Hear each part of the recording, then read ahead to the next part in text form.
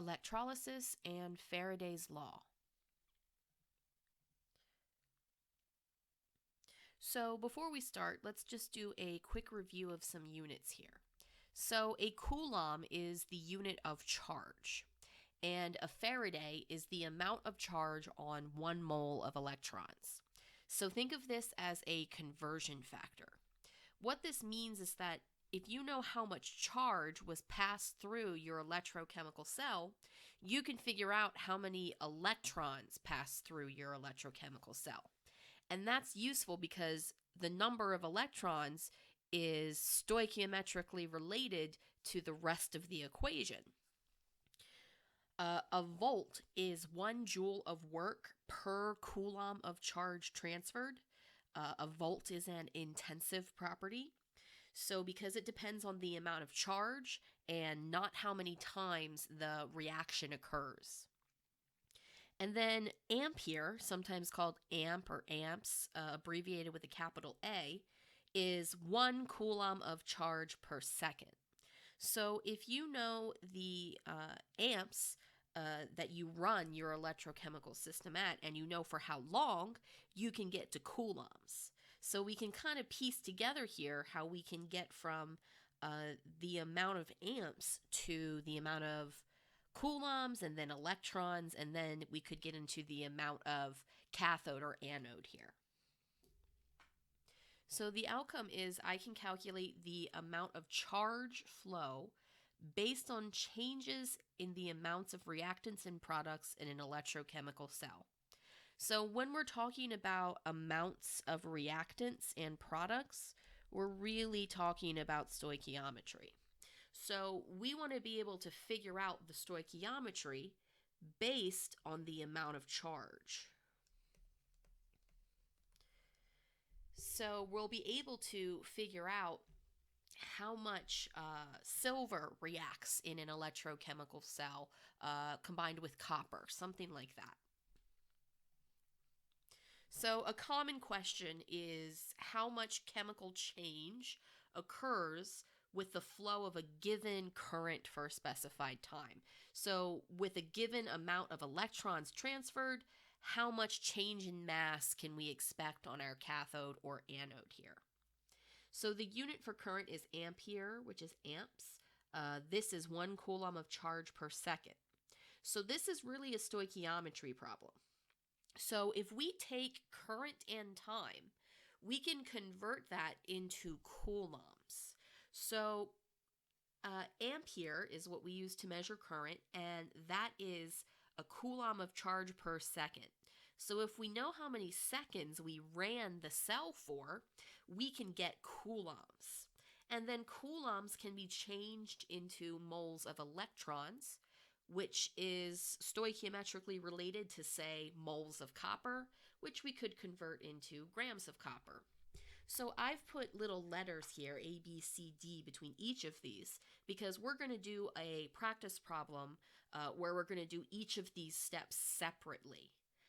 You can, of course, solve this as a stoichiometry problem just using dimensional analysis, and you can figure out how much copper is consumed whenever you run your cell for a given amount of time. So first thing we want to do is multiply the current, which is the 10 amps, by seconds so that we can get coulombs of charge passed into the copper solution. So we want to know how many grams of copper are we going to plate out if we run a current of 10 amps for 30 minutes through a solution containing copper plus 2. And so we're assuming here that we have a sufficient amount of copper in order to complete this. So let's start by multiplying the current by coulombs so that we can, current by seconds so that we can get coulombs. So first thing I'm going to do here, I'm going to just convert 30 minutes into seconds. So I'm going to take this minutes and divide by minutes. That'll change into seconds. And then I know that 10 amps is going to be 10 coulombs per second. So then seconds cancel seconds, and we get 18,000 coulombs. Now, 1 mole of electrons carries a charge of this many coulombs, so 96,486 coulombs. Sometimes you'll see this number just truncated like this, just as 96,000. But based on this value here, we're going to get that there's about 1.86 moles of electrons being transferred. So I'm using this guy right here as my conversion factor. This is the Faraday constant.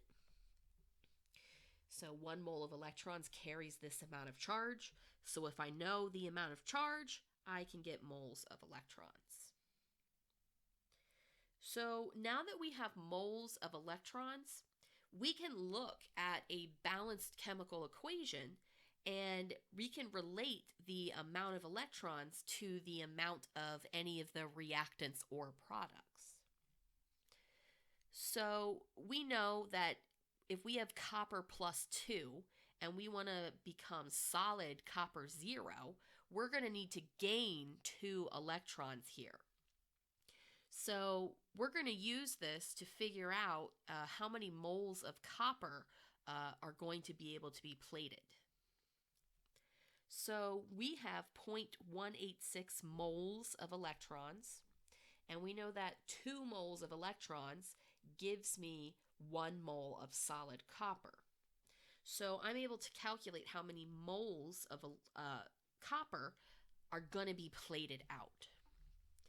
So now we want to convert the moles of copper into grams, and so we're just going to use molar mass to do that here. So 1 mole of copper weighs 63.546 grams, and so we're going to plate out 5.93 grams of copper.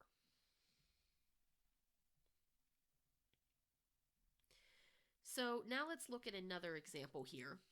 So this one is the electrolysis of silver +1 using 5 amps. So how long must that 5 amp current be applied to the solution to produce 10.5 grams of silver metal? And again, we're assuming that there's enough silver in solution to be able to produce this. So this problem is sort of the opposite of what we just did. Originally, we started with time and we calculated grams of metal. In this case, we're starting with grams of metal and converting that into time. So to look at this problem here, we're starting with this 10.5 grams of silver. Then we're using our molar mass here and changing that into moles. Because the number of moles of silver is related to the number of moles of electrons here, I can change from 1 mole of silver into 1 mole of electrons. Now 1 mole of electrons is equal to 96,485 coulombs. So this is my Faraday constant here.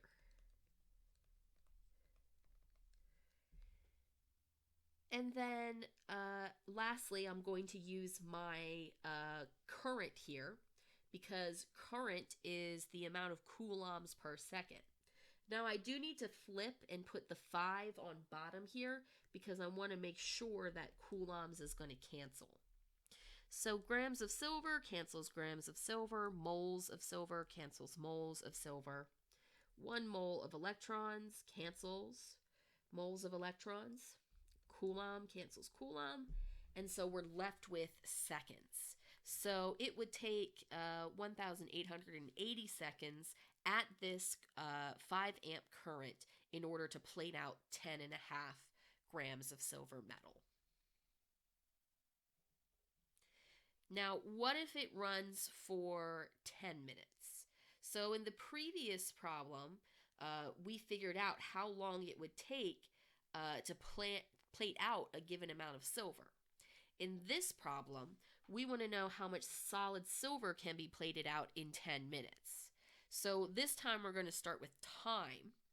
we need to convert that into coulombs of charge using my amps. From that, we can get this into moles of electrons using the Faraday constant. And once I know moles of electrons, that is stoichiometrically related to moles of silver. And then from there, we're just going to convert that into grams. So I'm going to take my 10 minutes, and I know that 1 minute is 60 seconds, and that's going to let me convert into seconds here. Now, the current is still 5 amps, so I'm going to cancel out seconds here and convert into coulombs of charge. So we've just gone from time to coulombs of charge in this first segment here.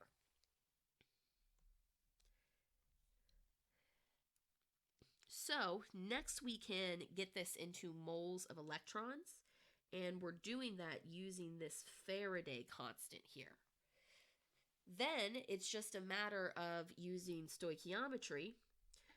We know that if we want to go from silver +1 to silver 0, that we got to add 1 electron here.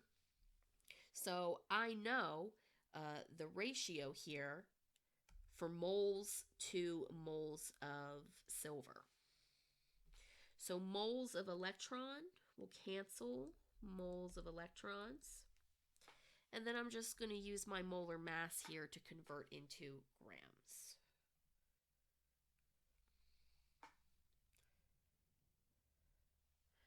A solution in an electrolytic cell contains the ions Cu+2, Ag+, Zn+2. If the voltage is low and increases gradually, in what order are they going to plate out in? So another way of asking this question is, which one of these is the most spontaneous as written? So these are all written as reductions. So if we look at the size of each cell, the more positive that is, the more spontaneous the reaction is. So we would figure out that it would go silver, then copper, and then zinc. Another way of looking for this, or another way of thinking of this too, is to think of the activity series. Zinc is very high on the activity series, which means it wants to lose electrons. It's not going to gain electrons as readily as it would lose them. And then if you just follow your activity series, then copper and then silver are less reactive. So some reflection questions here. Explain how Faraday's laws can be used with stoichiometry to find any of the following for an electrochemical process. So number of electrons, mass of material deposited or removed from an electrode, current, and time elapsed. Now the big deal here is dimensional analysis and the use of units. So if you can keep track of what the units are for all of these values, those are usually given to you in the problem. So if you can keep track of those, it's easy to kind of puzzle your way to figure out what needs to be multiplied by what. And then you should also be able to explain how charge of an ionic species can be figured out. So that should actually be an E there. So this would, of course, be related to how many electrons, how many moles of electrons are being transferred.